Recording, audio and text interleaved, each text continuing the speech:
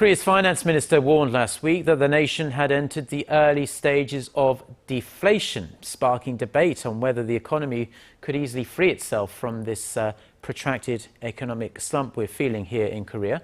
But unlike the minister's assessment, many experts say the economy could be doing better, but it isn't really in an early deflationary stage. Our Hwang Ji-hye has the details.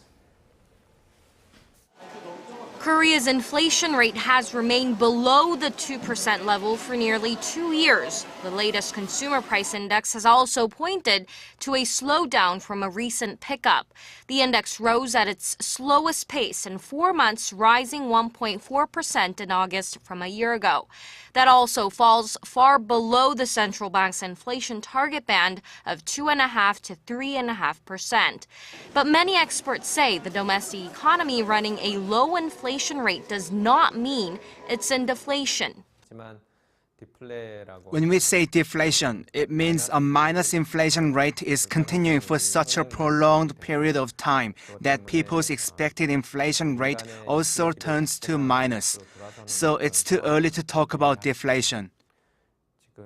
They add that the focus should be on the nation's core inflation rate, which excludes volatile food and energy prices, and that index actually grew at the fastest pace in 2.5 years last month at 2.4%. Experts say Finance Minister Choi Kyung-hwan had political reasons for raising concerns about deflation.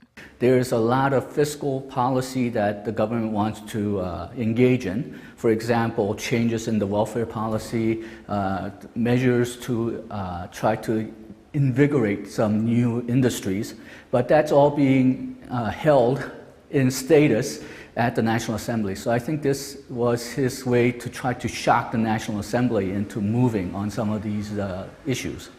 Choi's comments also pressured the Bank of Korea to further lower its key interest rate with this month's monetary policy meeting just around the corner.